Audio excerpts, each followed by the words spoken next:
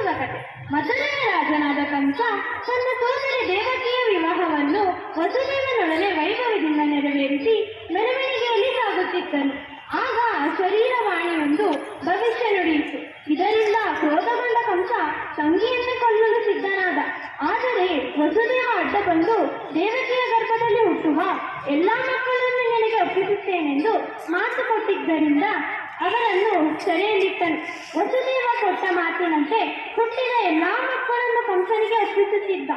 ಕಂಸ ಆ ಎಲ್ಲಾ ಮಕ್ಕಳನ್ನು ನಿರ್ದಯವಾಗಿ ಕೊಂದ. ಆದರೆ ಅಷ್ಟಮ ಗರ್ಭದಲ್ಲಿ ಶ್ರೀರಾಮನಾರಾಯಣನು ಜನಿಸಿ ತನ್ನನ್ನು ಗೋಕುಲದ ನಂದಗೋಪನ ಮನೆಯಲ್ಲಿ ಬಿಟ್ಟು ಅಲ್ಲಿರುವ ಹೆಣ್ಣು ಶಿಶುವನ್ನು ದೇವಕಿಯ ಮಡಿಲಿನಲ್ಲಿಡಬೇಕೆಂದು ವಸುದೇವನಿಗೆ ತಿಳಿಸಿದನು. ಕಂಸ ಅಷ್ಟಮ ಗರ್ಭದಲ್ಲಿ ಹೆಣ್ಣು ಮಗು ಹುಟ್ಟಿದ್ದನ್ನು ಕಂಡು ಆಶ್ಚರ್ಯಪಟ್ಟನು. ಅದನ್ನು ಕೊಲ್ಲಲು ಹೋದಾಗ ಅದು ಆಕಾಶಕ್ಕೆ ನೆಗೆದು ನಿನ್ನನ್ನು ಕೊಲ್ಲುವವನು ಗೋಕುಲದಲ್ಲಿ ಬೆಳೆಯುತ್ತಿದ್ದಾನೆಂದು ಹೇಳಿ ಮಾಯವಾಯಿತು. ಇದರಿಂದ ಕಂಸ ಗೋಕುಲದಲ್ಲಿ ಹಿಂದಿನ ದಿನ ಹುಟ್ಟಿದ ಎಲ್ಲಾ ಮಕ್ಕಳನ್ನು ಕೊಂದ. ಆದರೆ ನಂದನ ಮನೆಯಲ್ಲಿ ಬೆಳೆಯುತ್ತಿದ್ದ ಕೃಷ್ಣನನ್ನು ಕೊಲ್ಲಲಾಗಲಿಲ್ಲ. ಅವನನ್ನು ಕೊಲ್ಲಲು ಕಂಸ ಮಾಡಿದ ಪ್ರಯತ್ನಗಳನ್ನೆಲ್ಲವೂ ವ್ಯರ್ಥವಾಯಿತು. ಕೃಷ್ಣನು ಬೆಳೆಯುತ್ತಿದ್ದಂತೆ ಅವನ ಲೀಲೆಗಳು ಕಂಸನ ಕಿವಿಗೆ ಬೀಳತೊಡಗಿದವು.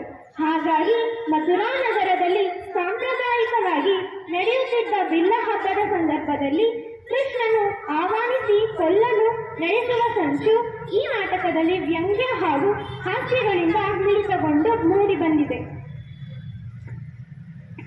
ಈ ನಾಟಕದ ಪಾತ್ರಧಾರಿಗಳನ್ನು ನಾನು ಈಗ ಪರಿಚಯಿಸುತ್ತಿದ್ದೇನೆ. ನಾಟಕದಲ್ಲಿ ದೃಶ್ಯ 1ರ ಕಂಸ ದೃಶ್ಯ 2ರ ಕಂಸ ನವ್ಯ, ಶೈಲಿಕಾ ಚೌಹಾಣ್, ದುರ್ವಿಧಾ ಋತಿಕ್, ವಸುದೇವ ಕೈಲಾಶ್, ದೇವಕಿ ತನಿರಿಕಾ, ಮಂತ್ರಿ ಚಲ್ವಕೃಷ್ಣ, ಕಾವಲುಗಾರರಾಗಿ ಯಶವಂತ್ ಹಾಗೂ ಹರ್ಷಿತ್, ಕೃಷ್ಣನಾಗಿ ಧನುಷ್ MS. ದೃಶ್ಯ 1. ರಾತ್ರಿ ಮಹಾರಾಜ ಕಂಸನ ಅರಮನೆಯ ಬಿಸಿಲು ಮಚ್ಚು. ಅಲ್ಲಿ ಮಂತ್ರಿ ವೈದ್ಯ ಗುಸುಗುಸು ಮಾತಾಡುತ್ತಿದ್ದಾರೆ. ಒಬ್ಬ ಸೇವಕ ಓಡಿ ಬಂದು ಒಡೆಯರು ಬರ್ತಾ ಇದ್ದಾರೆ ಎನ್ನುತ್ತಾನೆ. ಮಂತ್ರಿ ಮತ್ತು ಇತರರು ತಕ್ಷಣ ಎದ್ದು ಕಂಸನನ್ನು ನಿರೀಕ್ಷಿಸುತ್ತಾ ನಿಲ್ಲುತ್ತಾರೆ. ಎರಡು ಪಕ್ಕ ದಿವಟ್ಟಿಗೆಯರು. ಕಂಸ ರಂಗಕ್ಕೆ ಧಾವಿಸುತ್ತಾನೆ. ಮೆಟ್ಟಿಲು ಹತ್ತಿ ಬಂದಿರೋದರಿಂದ ಇದು ಸಿರು ಬಿಡುತ್ತಾ ಇದ್ದಾನೆ.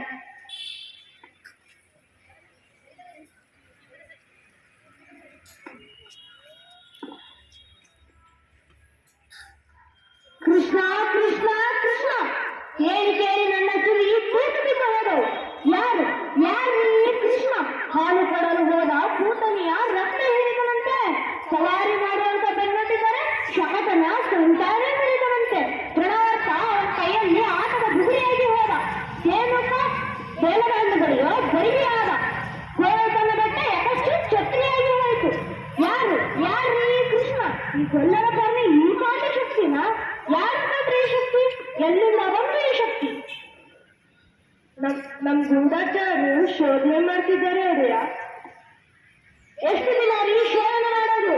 ಬೆಂಕಿ ಕೈ ಇಟ್ಟರೆ ತಕ್ಷಣ ಸುಡುತ್ತೆ, ಹಾಲು ಕಾಲಿಟ್ಟರೆ ತಕ್ಷಣ ಕಚ್ಚುತ್ತೆ. ಶೋಧನೆ ಮಾಡ್ತಾರಂತೆ ಶೋಧನೆ. ನಿಮ್ಮ ಮುಖಕ್ಕೆ ನಂಗಾರ್ದಿ ಅತ್ತ ಮಾಹಿತಿ ಸಂಗ್ರಹ ಕೊನೆ ಹಂತಕ್ಕೆ ಯಾಕಣ ಅಂತ ಕೊನೆ ಹಂತಕ್ಕೆ ಬರ್ಲಿ ಬಿಡಿ. ಇವರನ್ನು ನಾನು ಹೇಳಿದ್ದ ಇಬ್ರು. ಹೌದು ಒಡೆಯ, ಇವರೇ ಅವರು. ಇವ ಶೈಲಿಕಾ, ಇವ ದುರ್ವಿಧ. ನಮಸ್ಕಾರ ಅನ್ನದಾತ. ಇದು ನಿಮ್ಮ ಕೈ ಅಲ್ಲ, ನಿಮ್ಮ ಕಾಲು. ಕಾಲಲ್ಲ, ನಿಮ್ಮ ಎಕಡ. ಶಬಾಷ್. ಇದು ಕಾಲು ಅಲ್ಲ, ಎಕಡನೂ ಅಲ್ಲ, ಯಮಪಾಶ. ತಿಳ್ಕೊಳ್ಳಿ. ಕೆಲಸ ಎಲ್ಲ ಆಗಿದೆಯಾ? ಆಗಿದೆ ಒಡೆಯ. ಸಾಹೇಬ್ರೆ ಬಂದು ಖುದ್ದು ಪ್ರಾರಂಭಿಸಿದ್ದಾರೆ. ಹೌದು ಒಡೆಯ. ಶ್ರೀರಂಗಣಕ್ಕೆ ಇರೋದು ಒಂದೇ ಬಾಗಿಲು. ಬಾಗಿಲು ಆಡದ ಕಮನಿಗೆ ಕಿರುಗಚ್ಚಿ ಅಲಂಕಾರ. ಬಾಗಿಲು ಆಡದ ಕಮನಿನ ಮೇಲೆ ಗಾಜಿನ ರಾಜಗೋಪುರ. ಅದೇನಾದ್ರೂ ತಲೆ ಮೇಲ್ಬಿಟ್ಟು ಅಂದ್ರೆ ಶ್ರೀಮದ್ ರಮಾರಂಗೊಂಡ ಗೋಂಡ. ಅದೊಂದು ತಲೆ ಬೀಳಬೇಕಲ್ಲ. ಬೀಳತ್ತೆ. ಇಡೀ ರಚನೆ ಒಂದು ಸಣ್ಣ ಕೀಲಿನ ಮೇಲೆ ನಿಂದಿರುತ್ತೆ. ಆ ಕೀಲಿನನ್ನು ಎಳೆದು ಬಿಟ್ಟರೆ ಮುಗಿಯಿತು. ಅಪ್ಪ, ಒಳ್ಳೆ ರಾಕ್ಷಸ ಕಂಡ್ರಿ ನೀವು. ಏನ್ ಬುದ್ಧಿ, ಏನ್ ಜೊತೆ. ಆ ಕೃಷ್ಣ ಅದೇ ಬಾಗ್ಲಲ್ಲಿ ತಾನೇ ಬರ್ಬೇಕು, ಬೇರೆ ದಾರಿನೇ ಅಂತೀರಿ. ನನ್ನ ತಲೆ ತಿಂತೀರಿ. ನಿಮಗೆ ತಲೆನಾದ್ರೂ ಇದೆ ಅಂದ್ರೆ ಸುಮ್ಮನೆ ಇನ್ನೊಂದು ಬಾಗ್ಲಿಡಿ. ಇನ್ನೊಂದು ಮತ್ತೆ ಎಲ್ಲರೂ ಬರಬಾರ್ದು ಮಾತಾಡಕ್ಕಾಗುತ್ತಾ? ಆದ್ರೆ ಒಳ್ಳೆ ನಿಮ್ ಬುಡ ಆಚೆ ನೀವಾಯಿತು ಅಪ್ಪಣೆ ಆಗಬೇಕು ಅನ್ನೋದಕ್ಕ. ನಮ್ಮ ಪಟ್ಟದಾನ ಹೇಗಿದೆ ಹೇಳು? ಏನು ಅದರ ಹೆಸರು? ಕುವಲಯ ಪೀಡ. ಕುವಲಯ ಪೀಡ ಔಷಧಿ ಪತ್ತೆ ಎಲ್ಲ ಮಾಡಿದ್ದೀನಿ. ನೀಲಿ ಬಣ್ಣ ನೋಡಿದ್ರೆ ಸಾಕು, ಜೀ ಅಂತ ಮೈ ಮೇಲೆ ಬೀಳುತ್ತೆ. ಬೀಳ್ಬೇಕು ಮತ್ತೆ ಬೀಳ್ಬೇಕು. ಕೆಲಸ ಆದ್ಮೇಲೆ ಮದ್ದು ಹಾಕಿ ಸುಟ್ಟು ಬಿಡಿ. ಮತ್ತೆ ಊರಲ್ಲಿ ಬೇರೆ ದಾಂಧವಾಯಿತು, ಮಕ್ಕಳು ಮರಿಯಿರ್ತಾವ ಪಾಪ ಅಲ್ವೇ. ಮತ್ತೆ ನೀವು ಇನ್ನು ಹೊರಡಿ, ಸ್ವಲ್ಪ ಇರಿ. ಕೊಯ್ದ ನೋಟು ಯಾರಿಗೂ ತಿಳಿಯಬಾರದು. ನಮ್ಮ ಊರಲ್ಲಿ ಕಂಬ ಕುಟ್ಟಿವಿ. ಕಮಕ್ ಅಂದ್ರೆ ಕಾಲೆಲ್ಲ ಎಕಡನೂ ಅಲ್ಲ, ಬಲೆ ತಮಾಷೆ ನೀವು. ಮಂತ್ರಿ, ಇವರ ಮೇಲೆ ಒಂದು ಕಣ್ಣಿಡು. ರಾಜಕೀಯದಲ್ಲಿ ಯಾರನ್ನೂ ಕೂಡ ನಂಬಬಾರದು, ನಿನ್ನನ್ನು ನೀನು ಕೂಡ. ಬಾ ಕೂತು ಇಲ್ಲಿ ಬುದ್ಧಿ ಏನಿರ್ಬೇಕು? ನೀ ಮಂಡಳಿ ಕೊಂಚ ಮಾಂಸ ಇರ್ಬೇಕು. ನೀವು ನೋಡಿದ್ರಿ? ಏನಂದ್ರೆ ಹೊಡೆಯ? ನೀವು ನೋಡಿದ್ರಿ ಆ ಕೃಷ್ಣನ್ನ? ಓಹೋ, ನೋಡಿದೆ ಹೊಡೆಯ. ಹೇಗಿತ್ತಂದ್ರಿ ಆ ಪಟಿಂಗ? ಇದ್ದಾನೆ ಹೊಡೆಯ. ಇದ್ದಾನೆ ಹೊತ್ತು ಯಾರ ಆಗಿದ್ದಾನೆ ಅಲ್ಲ ಅಂದ್ರೆ ತಾವು ಹೇಳೋದು ತಮಗೆ ತಿಳಿದಿಲ್ಲ ಅಲ್ಲ? ನಿಮ್ ತಲೆ. ನೀವು ಆ ಕೃಷ್ಣನ್ನ ಅಕ್ಕದಿಂದ ನೋಡಿದ್ದಾನೆ? ನೋಡಿದೆ ಹೊಡೆಯ. ಅವನು ನಮ್ಮ ದೇಶದ ಅನಿಸುತ್ತ ನಿಮಗೆ? ಕಣ್ಣು, ತುಟಿ, ಗತ್ತ ಏನಾದ್ರು ಹೇಳಿಕೆ ಇದೆಯಾ? ಹೊಸದವನು ತರ ದೇವತೆ ತರ ಹೊಟ್ಟೆ ನೋಡ್ತಿದ್ರೆ ಏನಾದ್ರು ಒಂದು ಹೋಲಿಕೆ ಇರ್ಲೇಬೇಕಲ್ಲ. ನನ್ನನ್ನ ನೋಡ್ರಿ, ಈ ಕೈಗಳೆಲ್ಲ ಮಕ್ಕಳೇ, ಆದ ಕೈ ಮಾತ್ರ ನಂದು. ವಸುದೇವ ದೇವತೆ ತರ ಏನೂ ಹೋಲಿಕೆ ಇಲ್ಲ, ಆದ್ರೆ ಕೈ ಮಾತ್ರ ಹೀಗೆ ಕಾಣ್ತು. ಎಲ್ಲ ಮಕ್ಕಳ ಅದು ಜೋರು ನಾವು ಹೇಳ್ತಾವೇನ್ರಿ? ದೃಶ್ಯ 2. ವಸುದೇವ ದೇವಕಿಯರನ್ನು ಕಂಸ ಬಂಧಿಸಿಟ್ಟಿರುವ ಸ್ಥಳ. ಇಬ್ಬರು ಸ್ವರ್ಣ ಶೃಂಖಲೆಯಲ್ಲಿದ್ದಾರೆ. ದೇವಕಿ ವಾತಾಯನದ ಬಳಿ ನಿಂತಿದ್ದಾಳೆ. ವಸುದೇವ ಚಿಂತಮಗ್ನಾಗಿ ನಿಂತಿದ್ದಾನೆ.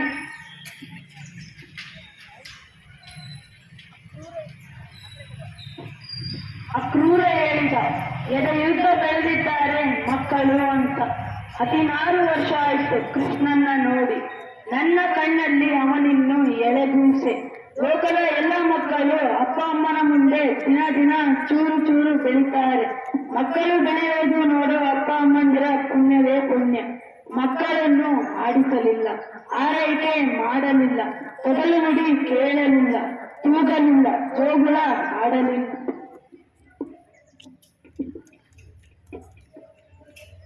ವಸುದೇವ ಮಾತನಾಡುತ್ತಿರುವಾಗ ಬಾಗಿಲು ಬಡಿಯುವ ಸದ್ದು ನೋಡಿ ಯಾರೋ ಬಂದಾಗಿದೆ. ಓಹೋ ಮಹಾರಾಜ, ಬಾಬಾ ಹೀಗೆ ಬಂದ ಬಾವ. ಏನ್ ಮಾಡುತ್ತೆ? ಅರಸನ ಅಂಕೇನ ದೇವರ ಕಾಟ ಇಲ್ಲ. ಬಾ ಕೂತು. ಶಬಾಷ್ ಬಾವ. ನಂಗಂತೂ ರಾತ್ರಿ ಎಲ್ಲ ನಿದ್ದೇನೆ ಇಲ್ಲ. ರಾಜ ಕಾರ್ಯನೇ ಹಾಗೆ. 10 ಜನರ ಮಧ್ಯೆ ಕೂತಾಗ, ಜೋಲಿ ಏಕಾಂಗಿ ಇದ್ದಾಗ ಒತ್ತಿದರೂ ಮುಚ್ಚದ ರೆಪ್ಪೆ. ಮೊದಲಿಂದಲೂ ಬಲೆ ತಮಾಷೆ. ದೇವಕಿ, ನಿಮ್ಮ ಅಣ್ಣನಿಗೆ ಸ್ವಲ್ಪ ಹಾಲಾದರೂ ಕೊಡು. ಹಾಲ ಕುಡಿಯೋಣ ನಾವು. ಹಾಲೆಲ್ಲ ಸಿಕ್ಕಲ್ಲ ನಮ್ಗೆ. ಗೊತ್ತಲ್ಲ ನಿಮ್ಗೆ. ದೇವಕಿ, ಹಾಲು ಹೇಳ್ಬೇಡ, ಸ್ವಲ್ಪ ಮಾತಾಡೋಣ ಅಂತ ಬಂದೆ. ನಿನ್ನ ಕುಂಬಳ ನಿನ್ನ ಕುಡುಗೋರು, ಮಾತಾಡು ಮಹಾರಾಜ. ಅನ್ಕೊಂಡಿದ್ಯಾ? ಸಂಕಟ ಆಗ್ತಿದೆ ನಿಜ. ಅದೇ 100ಕ್ಕೆ 100 ಶುದ್ಧ ಅಪರಂಜಿದು. ಮೂಡೆಲೆ, ಕೈಗಳೆಲೆ, ಕಾಲಿಗೆ 25 ವರ್ಷ ಆಯ್ತು ನಡೆಸಿ. ಸ್ವಲ್ಪ ತಪ್ಪಾಗಿದ್ದ. ಅದು ಪ್ರೀತಿ ಅಂತ ಇಲ್ಲಿ ಬಿಡ್ತಾವ. ನಿಂಗೊಂದು ವಿಷಯ ಹೇಳೋಣ ಅಂತ ಬಂದೆ.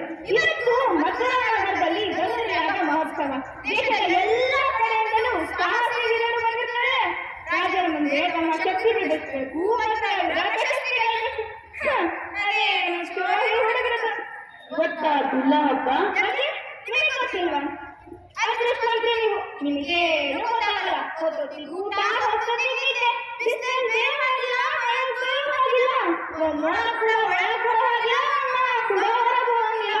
ಆದ್ರೂ ಮುಕ್ಕು ಸೆರೆಮನೆ ಒಳಗ್ ಬಂದೇ. ನೆಮ್ಮದಿಯಲ್ಲ ಸೆರೆಮನೆಯಿಂದ ಹೊರಗೆ. ಆದ್ರೂ ದೇವಕಿ, ಬಂಧನದಲ್ಲಿದ್ದು ನೀವೇ ಸ್ವತಂತ್ರರು, ನಾವು ಬಯಲಲ್ಲಿದ್ದು ಬಂದಿಗಳು. ಎಲ್ಲಿ ಹೋದರೂ ಅಂಗರಕ್ಷಕರ ಪೀಡೆ. ನಿಶ್ಚಿಂತವಾಗಿ ಊಟ ಮಾಡೋ ಹಾಗಿಲ್ಲ, ನಿಶ್ಚಿಂತವಾಗಿ 16 ವರ್ಷಗಳ ಹಿಂದೆ ಆ ಅಷ್ಟಮಿ ರಾತ್ರಿಯಂದು ಅದೆಷ್ಟು ಮಕ್ಕಳು ಹುಟ್ಟಿದವು ಈ ದೇಶದಲ್ಲಿ, ಎಷ್ಟು ಅಂದವನ್ನು ಕಲಿಸಿತು. ದೇವಕಿ ಹೊಟ್ಟೆಯಲ್ಲಿ ಹುಟ್ಟೋ 8ನೇ ಮಗು ಅಂದ್ರೆ ಅಷ್ಟಮಿ ಪುತ್ರ ನನ್ನ ಕಾಣಬೇಕು. ಆದ್ರೆ ದೇವಕಿ ಹೊಟ್ಟೆಯಲ್ಲಿ ಹುಟ್ಟಿದ 8ನೇ ಮಗು ಪುತ್ರ ಅಲ್ಲ, ಪುತ್ರಿ. ದೇವಕಿ ದೇವಕಿ ಬೆನ್ನಿಗೆ ಬಿದ್ದ ಅಣ್ಣನಿಗಿಂತ ಹೊಟ್ಟೆಯಲ್ಲಿ ಹುಟ್ಟಿದ ಕೂಸು ನಿಮಗೆ ದೊಡ್ಡ. ದಯವಿಟ್ಟು ದಯವಿಟ್ಟು ಹೇಳು, ಈ 8ನೇ ಮಗುನ ಎಲ್ಬಿಟ್ಟಿದ್ಯಾ? ಹೇಳು ಹೇಳು. ನನಗೆ ರಾಜ್ಯ ಬೇಡ, ಕೋಶ ಬೇಡ, ಪಟ್ಟ ಬೇಡ, ಪದವಿ ಬೇಡ, ಎಲ್ಲ ನಿಮಗೆ ಕೊಡ್ತೀನಿ. ಹೇಳು, ಈ 8ನೇ ಮಗುನ ಎಲ್ಬಿಟ್ಟಿದ್ಯಾ? ಹೇಳು ದೇವಕಿ ಹೇಳು. ನಾನು ನಿಜ ಹೇಳಿದ್ರೆ ನೀನು ನಂಬೋದಿಲ್ಲ. ದೇವಕಿ ಹೇಳು, ಈ ಮಾತು ನಾನು ನಂಬ್ತೀನಿ. ಹೇಳು. ಬಚ್ಚಿಟ್ಟಿದ್ದು ನಿಜ, 9 ತಿಂಗಳು ಇಲ್ಲಿ ಬಚ್ಚಿಟ್ಟಿದ್ದೆ ಮಗುನ. ಮತ್ತೆ 16 ವರ್ಷದ ಹಿಂದೆ ಆ ಅಷ್ಟಮಿ ರಾತ್ರಿಯಲ್ಲಿ ಹುಟ್ಟಿದ ಎಲ್ಲ ಮಕ್ಕಳನ್ನು ಕೊಂದೆ. ಎಲ್ಲ ಎಲ್ಲ ಎಲ್ಲ ಮಕ್ಕಳು, ಲಕ್ಷ ಲಕ್ಷ ಲಕ್ಷ ಮಕ್ಕಳು. ಅದೇ ಅದು ನನ್ನ ಮಕ್ಕಳ ಇನ್ನೂ ಕಾಲಕ್ಕಾಗಲಿಲ್ಲ. ಅದೇ ಆ ಗೋಕುಲದ ಬಳ್ಳದ ಹುಡುಗ ಪುಣ್ಯ ಗೋವಿ ಕೃಷ್ಣ. ಕೃಷ್ಣನ ತಂದೆ ನಂದ, ನಿನ್ನ ಗಂಡನ ಬಾಲ್ಯ ಸ್ನೇಹಿತ, ಪರಮಾತ್ಮ, ಪ್ರಾಣಮಿತ್ರ. ನಿನ್ನ ಮೊದಲ ಹೆಂಡತಿ ರೋಹಿಣಿ, ಅವಳ ಪಿಳ್ಳೆ ಬಲರಾಮ ನಂದನ ಮನೆಯಲ್ಲಿರೋದು. ಅರಮನೆ ಕಟ್ರಿ ಹಾಕೋಕೆ ಬಂದು ಇಟ್ಕೊಳ್ಳಿ ಅಂತ ಸುಮ್ಮನೆ ಇದ್ದೆ. ಆದ್ರೆ ಇದೆಲ್ಲ ಸೇರಿ ಏನೋ ಸೆಟ್ ಮಾಡ್ತೀರ ನಮ್ದು. ಆ ಕೃಷ್ಣ ನಿನ್ ಮಗ ಹೇಳ್ಬೇಕು ತಿರುಗೇನೋ, ನಿನ್ ಮಗ ನನ್ನ ಸುಳ್ಳು. ಕೃಷ್ಣ ನನ್ನ ಮಗ ಏಕೆ ಹೇಳಿದನು? ಕೃಷ್ಣ ನಂದನ ಮಗ, ಕೃಷ್ಣ ಯಶೋದೆ ಮಗ. ನನ್ನ ಮಗ ಅಲ್ಲ, ನನ್ನ ಮಗ ಅಲ್ಲ ಅವನು. ನಿಮ್ಮ ಮಗ ಅಲ್ಲ. ಸರಿ, ನಿಮ್ಮ ಮಗ ಅಲ್ಲ. ಹಾಗಾದ್ರೆ ಅವನನ್ನು ಕೊಂದ್ರೆ ನಿಮಗೆ ಬೇಜಾರಿಲ್ಲ ಅಲ್ವಾ? ಅಲ್ವಾ? ಧನ್ಯವಾದಗಳು.